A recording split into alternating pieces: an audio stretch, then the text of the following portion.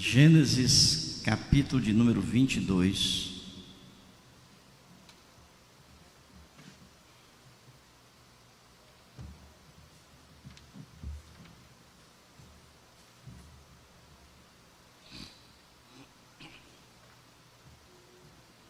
Nós vamos ler do versículo 1 até o versículo de número 19. E diz assim: Depois dessas coisas, pôs Deus Abraão à prova, e lhe disse: Abraão, este lhe respondeu: Eis-me aqui. Acrescentou Deus: Toma teu filho, teu único filho, Isaque, a quem amas, e vai-te à terra de Moriá, oferece-o ali em holocausto, sobre um dos montes que eu te mostrarei. Levantou-se, pois, Abraão de madrugada, e tendo preparado o seu jumento, tomou consigo 2 dos seus servos e a Isaque, seu filho. Rachou lenha para o holocausto e foi para o lugar que Deus lhe havia indicado. Ao terceiro dia, erguendo Abraão os olhos, viu o lugar de longe. Então disse a seus servos: Esperai aqui com o jumento, eu e o rapaz iremos até lá, e havendo adorado, voltaremos para junto de vós. Tomou Abraão a lenha do holocausto e colocou sobre Isaque, seu filho. Ele, porém, levava nas mãos o fogo e o cutelo. Assim caminhavam ambos juntos. Quando Isaque disse a Abraão, seu pai: Meu pai, respondeu Abraão: Eis-me aqui, meu filho. Perguntou-lhe Isaque: Eis o fogo e a lenha, mas onde está o cordeiro para o holocausto? Respondeu Abraão: Deus proverá para si, meu filho, o cordeiro para o holocausto. E seguiam ambos juntos. Chegaram ao lugar que Deus lhe havia designado. Ali edificou Abraão um altar. Sobre ele dispôs a lenha, amarrou Isaque, seu filho, e o deitou no altar em cima da lenha. E estendendo a mão, tomou o cutelo para imolar o filho. Mas do céu lhe bradou o anjo do Senhor: Abraão, Abraão. Ele respondeu: Eis-me aqui. Então lhe disse: Não estendas a mão sobre o rapaz e nada lhe faças, pois agora sei que temes a Deus, porquanto não me negaste o filho, o teu único filho. Tendo Abraão erguido os olhos, viu atrás de si um carneiro preso pelos chifres entre os arbustos. Tomou Abraão o carneiro e o ofereceu em holocausto em lugar do seu filho. E pôs Abraão por nome aquele lugar: O Senhor proverá. Daí dizer-se até ao dia de hoje: não só no monte do Senhor se proverá. Então do céu bradou pela segunda vez o anjo do Senhor a Abraão, e disse: Jurei por mim mesmo, diz o Senhor, porquanto fizeste isso e não me negaste o teu único filho, que deveras te abençoarei e certamente multiplicarei a tua descendência como as estrelas dos céus e como a areia na praia do mar. A tua descendência possuirá a cidade dos seus inimigos. Nela serão benditas todas as nações da terra, porquanto obedeceste à minha voz. Então voltou Abraão aos seus servos, e juntos foram para Berseba, onde fixou residência. Amém, queridos? Muito bem, nós estamos refletindo um pouco com a igreja sobre esse conceito de igreja. E não apenas aprofundando o conceito de igreja, mas também trazendo para os irmãos algumas características dos membros das igrejas que os tornam diferentes das outras pessoas. A gente tem falado aqui que nós somos diferentes. Não adianta querer se tornar igual às pessoas do mundo, porque nós somos diferentes. Nós somos chamados para fazer parte de um povo diferente de onde nós estávamos. Eu falei que Jesus, ele nos tirou do reino das trevas para o reino dos céus, para o reino de Deus. Portanto, nós deixamos de ser cidadãos do mundo para sermos cidadãos do reino de Deus. Só isso, e se fôssemos parar aqui, já poderíamos então perceber que já somos diferentes unicamente porque não somos mais cidadãos do mundo. Mas nós acrescentamos um pouco mais, nós andamos um pouco mais nesse conceito e começamos a mostrar para a igreja quais são as características de nós, enquanto membros de uma igreja, enquanto família de Deus, o que nos torna realmente diferente das outras pessoas. E a primeira coisa que nós falamos foi a questão do amor. O sentido do amor bíblico e o sentido do amor que as pessoas do mundo costumam usar e costumam buscar para si esse sentimento profundo que existe na nossa alma. E nós mostramos que o amor bíblico do qual nós recebemos de Deus por meio de Jesus Cristo é um amor que tem duas conotações bem diferenciadas deste amor que o mundo usufrui.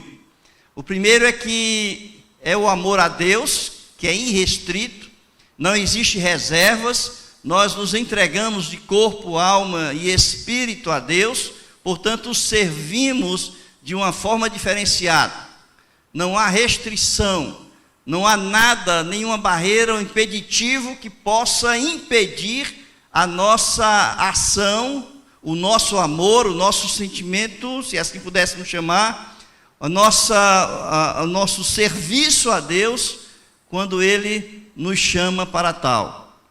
E a outra dimensão do amor é a dimensão que é restrita, que é a dimensão que é o amor ao próximo, que está restrito exatamente na nossa relação com o próximo. Porque Jesus disse amar a Deus sobre todas as coisas, mas ao próximo como a ti mesmo.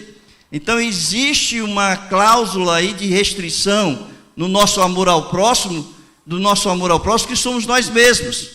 Se nós amamos mais os outros do que a nós mesmos, nós estamos errados. Mas se nós amamos menos, estamos errados também. Então nós temos que nos nivelar com as demais pessoas pelo sentimento que nós desenvolvemos em nós por meio da pessoa de Jesus Cristo. A segunda característica que eu trouxe para a igreja, que nos torna diferente, é a questão da santidade. E nós mostramos que a nossa forma de ser, a nossa forma de proceder, na forma como nós nos comportamos, falamos e nos relacionamos, é uma forma diferenciada, porque no nosso caminhar cristão, nós buscamos a cada dia, a cada momento da nossa vida, nós buscamos estar mais próximos de Deus.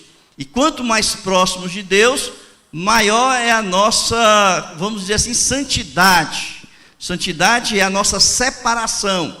Quando nós somos separados do mundo para servir a Deus, mas estamos mais próximos de Deus, maior é esse processo que nós passamos, que nós enfrentamos ao longo da nossa vida, em que vamos deixando a nossa velha natureza morrendo e a nova natureza em Cristo ressurgindo em nós como nova criatura que está sendo ali criada, né, está sendo desenvolvida pelo Espírito Santo de Deus.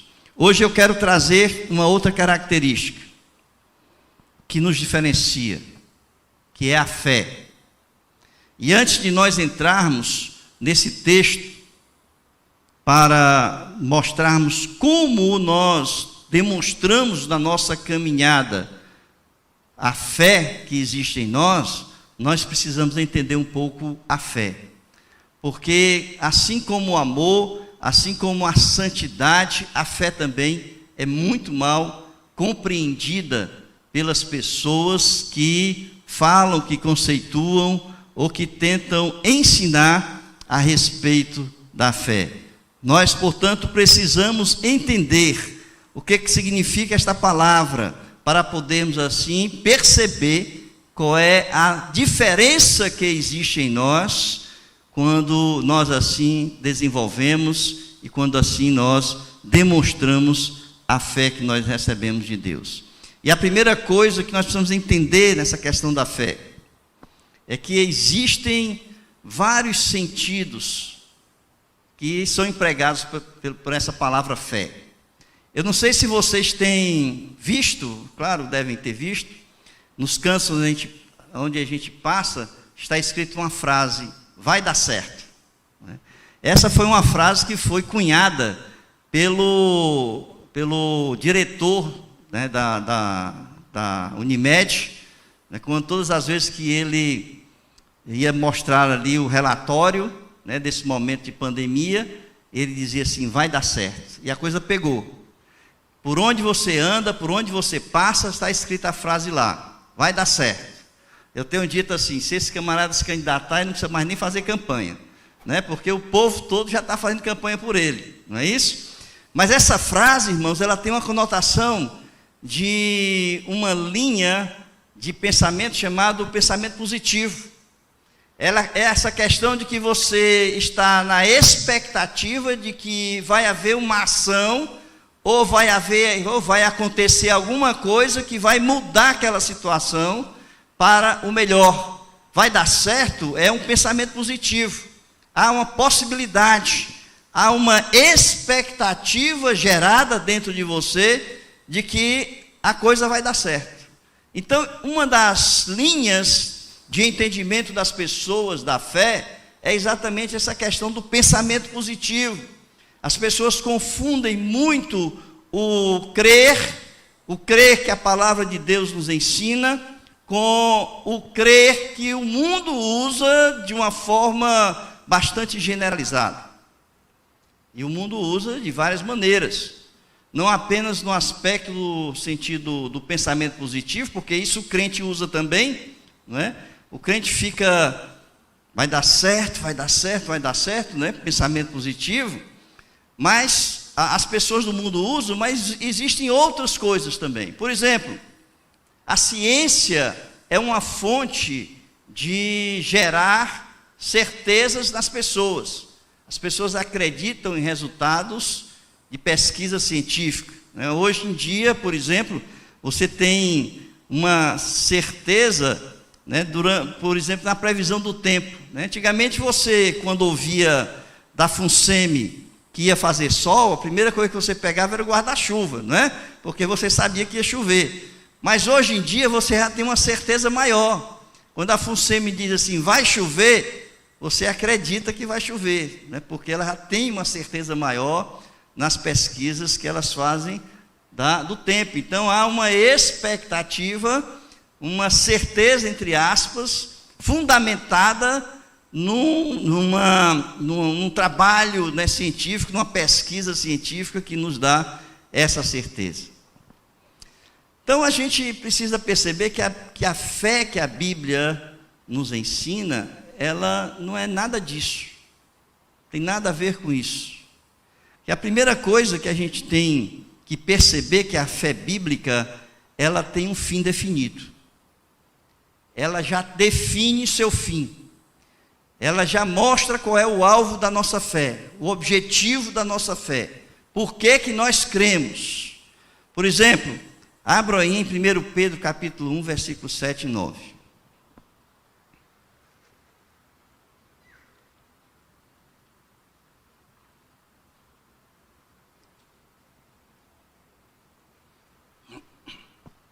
Primeiro Pedro capítulo 1, versículos 7 a 9, diz assim: para que, uma vez confirmado o valor da vossa fé, muito mais preciosa do que o ouro perecível, mesmo apurado por fogo, redunde em louvor, glória e honra na revelação de Jesus Cristo, a quem, não havendo visto mais, no qual não vendo agora, mas crendo, exultais com alegria indizível e cheia de glória, obtendo o fim da vossa fé, a salvação da vossa alma.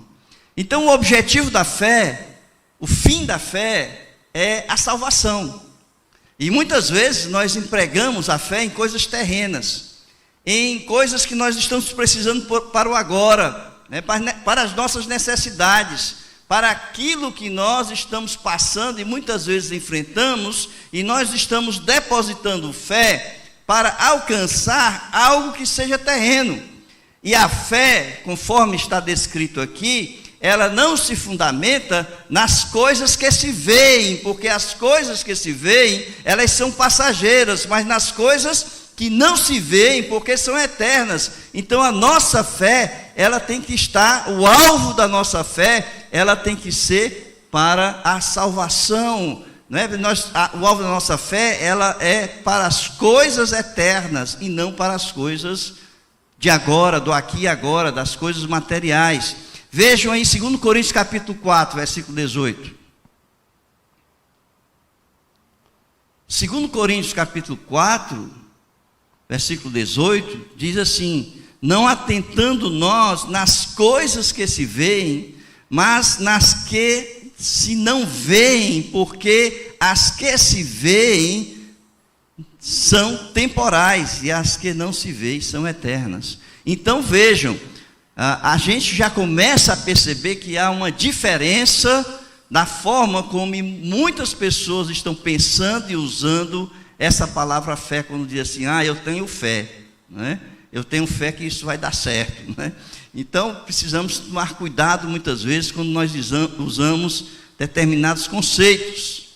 Outra coisa que nós precisamos entender é que a fé não é um pulo no escuro. Eu já vi muitas pessoas pregando sobre isso.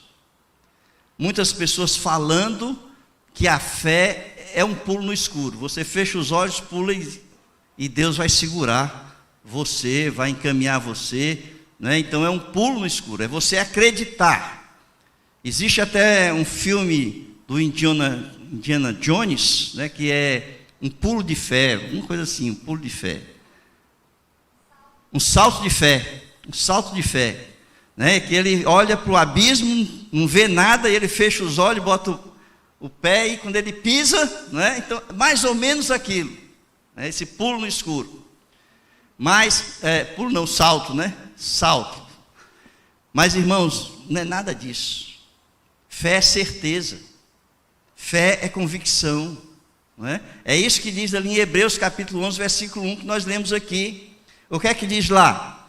Quem sabe de cor? A fé é a certeza das coisas que se esperam, a convicção de fatos que se não veem. E muitas pessoas empregam esse texto de uma forma errada, dizendo assim: não, pode esperar, é o pensamento positivo, vem daí, espere, né? Porque o conceito de fé está dizendo que é a certeza das coisas que se esperam.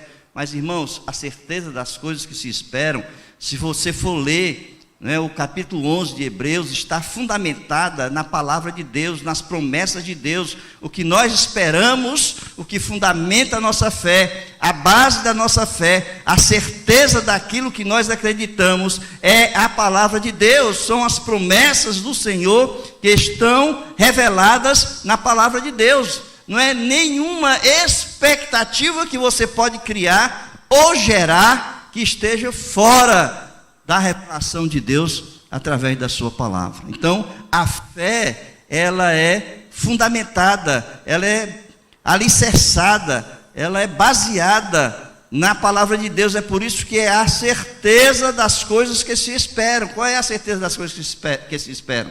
A nossa salvação em Cristo, a nossa vida eterna, são as promessas que tem aqui na palavra de Deus. Então, cuidado, né, com o que estão se usando por aí, né? Existe aquele momento em que Jesus foi tentado por Satanás. Ele foi levado ali ao pináculo do templo, e ali no pináculo do templo, o Satanás disse para ele pular. Olha, pula aí, que a palavra diz que os anjos vão te segurar, não é isso? Pula que os anjos vão te segurar. Está lá em Lucas capítulo 4, 9 e 12, que diz: então levou a Jerusalém e o colocou sobre o pináculo do templo e disse: se és o Filho de Deus, atira-te daqui abaixo, porque está escrito: aos seus anjos ordenará a teu respeito que te guardem, e eles te susterão nas suas mãos para não tropeçares em alguma pedra. E respondeu Jesus: dito está, não tentarás o Senhor teu Deus. Ou seja,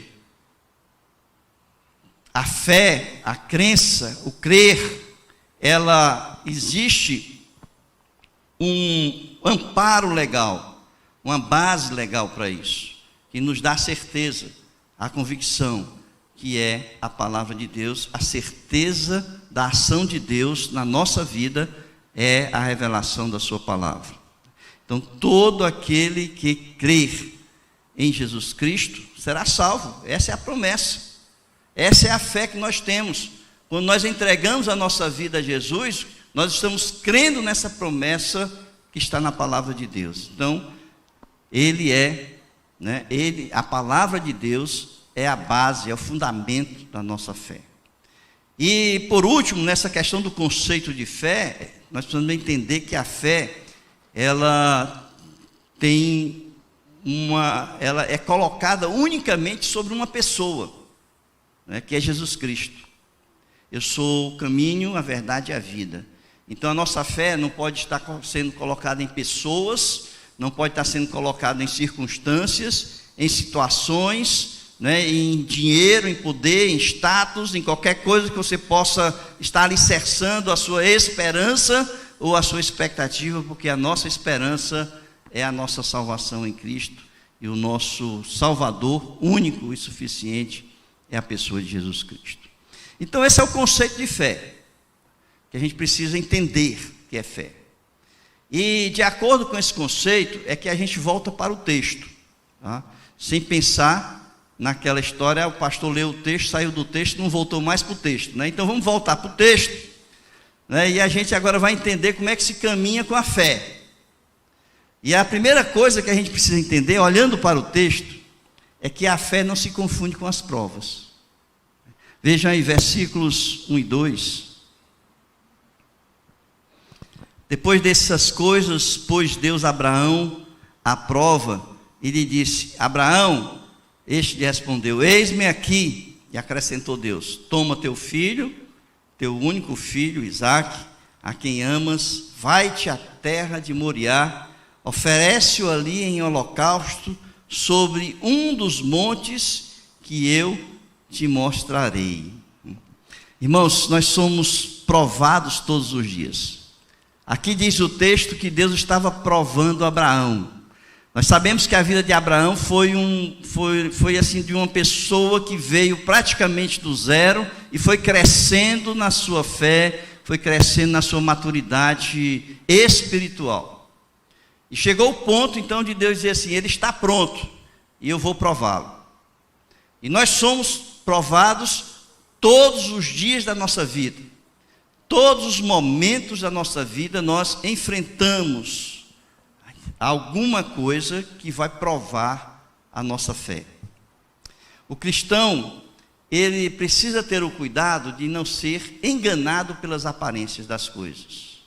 E quando a gente lê esse texto, a primeira coisa que me veio à cabeça, à minha mente, é que Abraão estava sendo testado, porque no teste é que nós vamos saber em quem nós confiamos e no que nós confiamos. Perceba, irmãos, o que estava acontecendo aqui? Primeira coisa é que Abraão, no princípio, ele achava que não podia mais ser pai. Vocês lembram disso, né? Essa história é conhecida da igreja. Abraão achava que não podia ser pai. E o que é que ele fez? Ele ouviu a sugestão de Sara dele ter relação com a sua concubina Agar, e ele teve um filho chamado Ismael. E esse filho, ele entendeu que aquele filho seria o seu herdeiro. E ele criou Ismael como seu herdeiro. E quando chegou lá na frente, tanto é que quando chegou lá na frente, Sara vai dizer que ele mandasse Agar e Ismael embora, porque ele estava caçoando do filho Isaque, né? Diz aí a palavra de Deus, não é isso? E ele então fica com raiva, ele não aceita, precisou que Deus intervisse naquele momento, para que ele pudesse acatar ali à sugestão de Sara. E aí, então, ele passa agora, ele manda embora Ismael e ele passa a criar Isaque como seu herdeiro. Ele acredita agora que Isaque é o seu herdeiro. E chega lá na frente, irmãos. Chega lá na frente. Deus diz assim, ó, agora tu pega Isaque. Tu pega Isaque e faz o quê? Mata Isaque. Oferece Isaque em holocausto, né? Irmãos, o que estava acontecendo ali na cabeça, né, nessa prova aí? Ora, vejam bem, Ismael não poderia ser o herdeiro de Abraão, porque ele não era da promessa. Aí é que está a questão da gente poder ter a questão do discernimento e não cair nas aparências. É o discernimento, tá? A palavra de Deus diz que Ismael era descendente da carne, mas Isaque era descendência da promessa, tá? Então, se Isaque era descendente da promessa, o coração de Abraão estava confiante na promessa. Foi o que nós dissemos, que a fé, ela é a convicção, é a certeza das promessas de Deus. Então, Abraão, ele confirmou aí a sua fé, porque ele estava convicto de que realmente Isaque seria o herdeiro, né, de uma grande nação. Vejam aí, abram aí em Gálatas capítulo 4, versículo 21 a 31. Eu não vou ler todo não, porque é um texto longo, tá? Senão vai demorar muito. Mas esse texto diz assim, esse texto diz que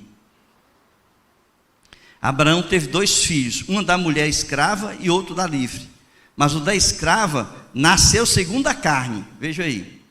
E o da livre, mediante a promessa. Essa é a diferença, tá? Essa é a diferença. Então Abraão, ele foi testado para saber se realmente a sua fé estava fundamentada, se ele realmente acreditava na promessa de Deus. E ele então, o que é que acontece? Ele pega o filho e leva para o sacrifício, mesmo acreditando. Mas por que ele acreditou? Eu quero que vocês abram aí.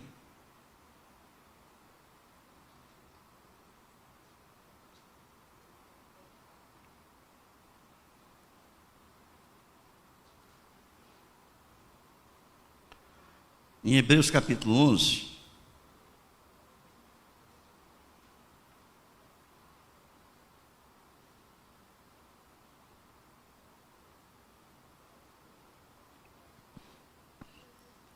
Em Hebreus capítulo 11, quando o Senhor vai falar ali de Abraão, ele vai dizer que Abraão, é impressionante, irmãos, esse texto. Porque ele diz assim: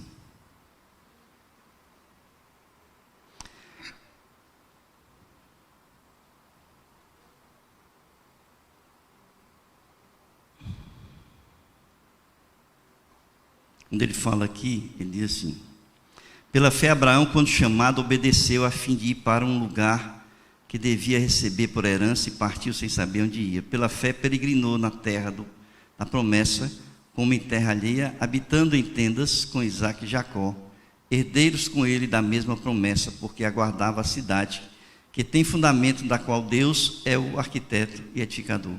Pela fé também a própria Sara recebeu poder para ser mãe, não obstante o avançado da sua idade, pois teve por fiel aquele que lhe havia feito a promessa. Por isso também, de um, aliás, amortecido, saiu uma posteridade tão numerosa como as estrelas do céu e inumerável como a areia que está na praia do mar. Todos eles morreram na fé, sem ter obtido a promessa, vendo-as, porém, de longe e saudando-as e confessando que eram estrangeiros, peregrinos em terra estranha. No versículo 17, pulando: pela fé Abraão, quando posto à prova, ofereceu Isaque. Estava mesmo para sacrificar o seu unigênito, aquele que acolheu alegremente as promessas, a quem se tinha dito: em Isaque será chamada a tua descendência. Por quê? Aí vem a questão. Porque considerou que Deus era poderoso até para ressuscitá-lo dentre os mortos, de onde também figuradamente o recobrou. Entendeu aí o que é a fé? A fé está fundamentada em uma promessa. Aparentemente, Deus estava retirando a promessa, mas ele acreditou que Deus havia prometido a ele que a sua herança seria de Isaque. Ele entendeu que não seria Ismael, seria Isaque.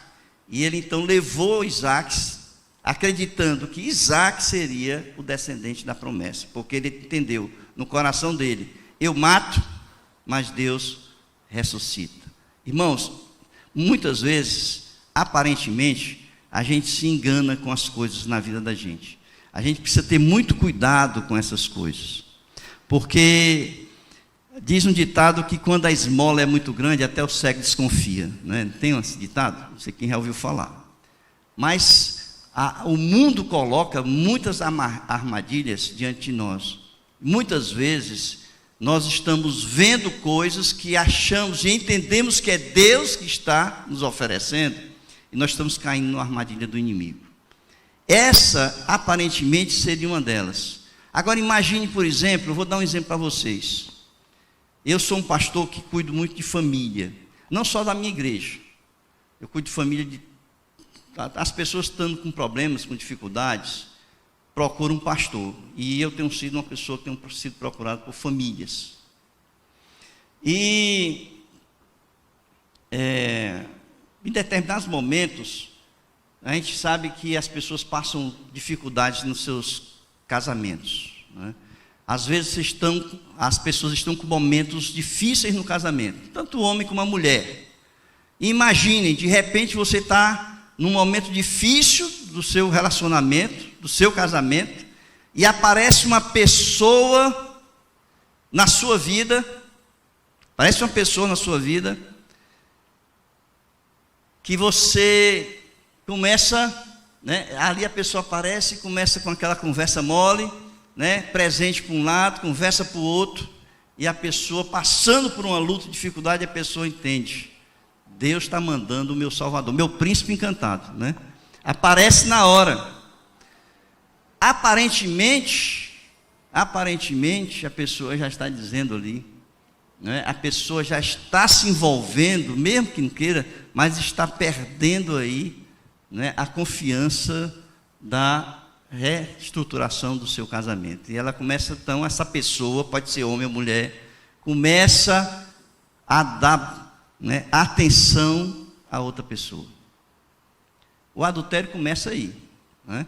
O adultério começa exatamente quando o homem ou a mulher já começa a dar atenção pelo outro.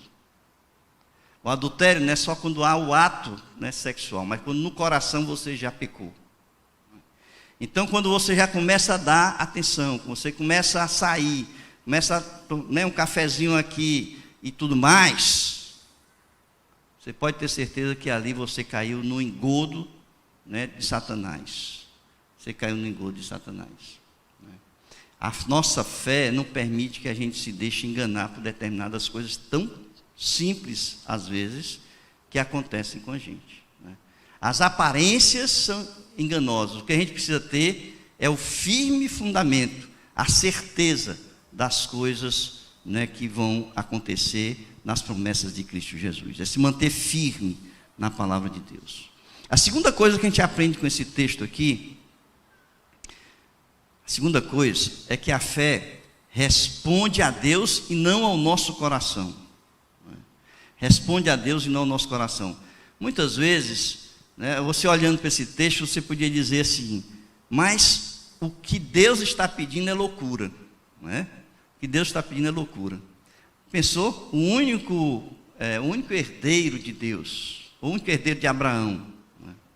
O único herdeiro de Abraão, da promessa de Deus, e Deus vai e pede que ele mate, é loucura, né?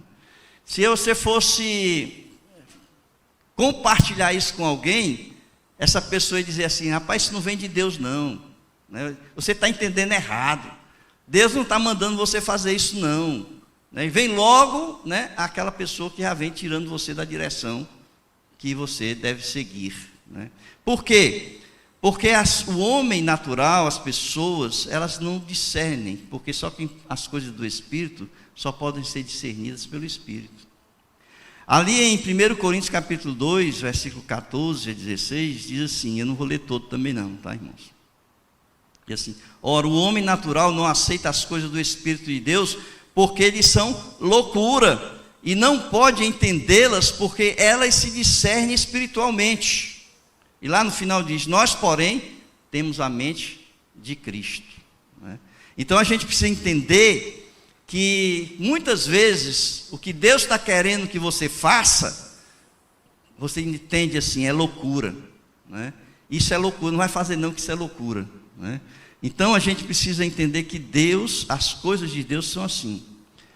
Os nossos desejos, as nossas necessidades carnais, a nossa natureza, muitas vezes nos levam a fazer coisas, né, que nós pensamos muitas vezes, porque a Bíblia diz que o nosso coração é enganoso, e nós pensamos muitas vezes, né, que é aquilo que Deus está querendo que a gente faça.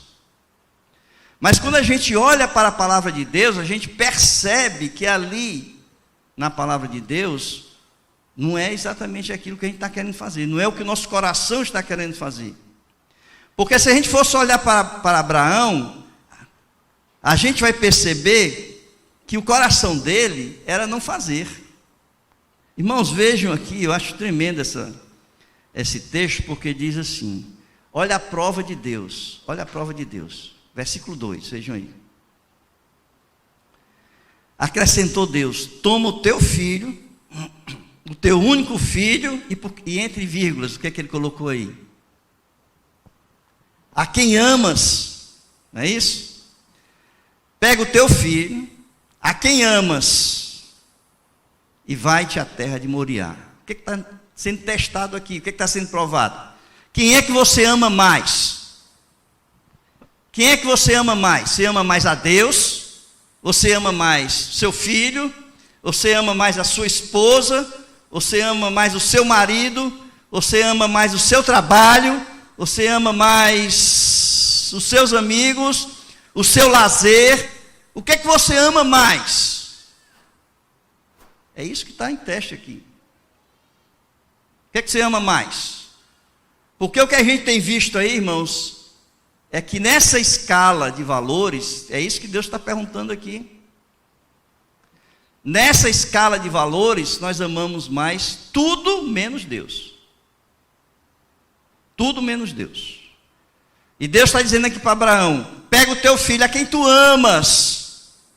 Ou seja, nós temos que amar Deus acima de todas as pessoas do mundo, de todas as coisas do mundo, independente de quem seja e quais sejam, porque Deus está acima. E muitas vezes nós nos deixamos levar pelo nosso coração.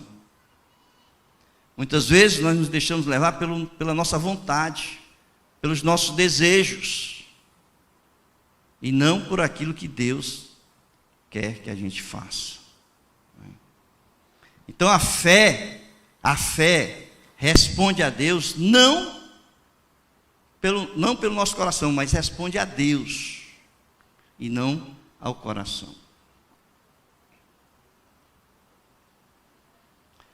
E nesse contexto, aqui da palavra, nesse contexto aqui, a gente entende que a fé, a gente aprende duas coisas aqui com a fé. Duas coisas. Primeira, sabe o que é? Que a fé conduz à ação.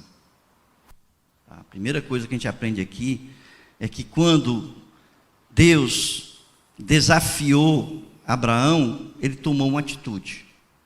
Então a fé, se a gente for estudar essa palavra no grego, ela praticamente em algumas outras línguas ela é traduzida como verbo. Para nós, no português, não está sendo traduzido como verbo, mas em algumas outras línguas a fé é traduzida como verbo. Portanto, a fé, ela conduz a pessoa a uma atitude, a uma ação.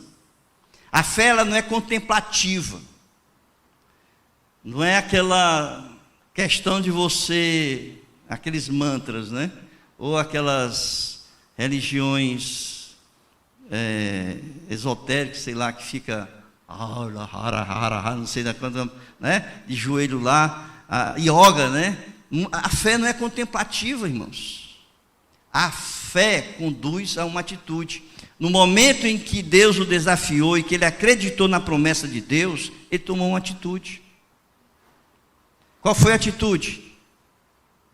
Ele saiu, ele arrumou todas as coisas, pegou o filho, 2 servos, arrumou o jumento, pegou a lenha, o cutelo e foi para onde Deus mandou. Ele tomou uma atitude. Fé, portanto, conduz à ação, né? O próprio Tiago diz, né? No livro de Tiago diz que a fé sem obras é o quê? É morta. Então, o que ele está dizendo? Que a fé conduz a uma atitude. A fé conduz a uma ação. Portanto, se você não age, você não tem fé. Certo? Essa palavra fé, a outra coisa que a gente aprende em fé é que essa palavra, originalmente, ela vem no Antigo Testamento. E a palavra no Antigo Testamento significa firmeza. Essa palavra no Antigo Testamento significa firmeza. Significa dizer que a fé não admite dúvidas. A fé não admite desvios de caminhada. A fé não admite possibilidades de erro daquilo que a gente acredita na palavra de Deus. Firmeza na condução, é isso que nos faz diferente. Nós somos firmes, nós não nos desviamos nem para a direita e nem para a esquerda das Escrituras. Nós caminhamos segundo a palavra de Deus em obediência. Firmeza, fé, firmeza. Abraão foi firme, porque quando ele foi desafiado, ele não vacilou em nenhum momento. É certo que ele não comentou com a esposa, é certo que ele não comentou com seu filho, porque quando ele chegou lá, pai, está aqui a lenha, está aqui o fogo, e onde é que está o sacrifício? Não comentou. Não comentou com os servos, ele calado, ele assumiu ali a responsabilidade, mas ele tomou uma atitude, que foi a atitude de obediência à palavra de Deus. Muitas vezes, irmãos, nós entendemos, não, mas se eu fizer assim, eu vou ser infeliz, eu vou viver triste na minha vida, eu não vou ter isso, não vou ter aquilo outro. E a gente está caindo no erro da descrença. Lembre-se que o alvo da fé é a salvação. E quando a gente se desvia dela, né, a gente não está no caminho certo da salvação. E a terceira coisa que a gente aprende nessa história aqui, é que a fé sela a nossa fidelidade a Deus. A fé não permite fidelidade a outros senão a Deus. Não admite confiança em outras pessoas ou em outras coisas senão a Deus. Abraão, ele não pensou em si. Abraão não pensou no seu filho. Abraão não pensou na sua esposa. Ele só pensou em Deus. Então a fé, ela sela a nossa fidelidade a Deus. Amém, queridos? Essa é a história que a gente aprende. Se nós somos crentes da família de Deus, membros da igreja, nós temos que andar em fé. De fé em fé. Sem fé, não se agrada a Deus. E fé é acreditar nas promessas de Deus, na palavra de Deus. Fé não é pensamento positivo. Fé não é expectativa gerada em cima de pessoas ou de coisas. Fé é você andar segundo a palavra de Deus em obediência, sabendo que Deus irá agir naquilo que Ele prometeu. Amém, queridos? Curvem suas cabeças.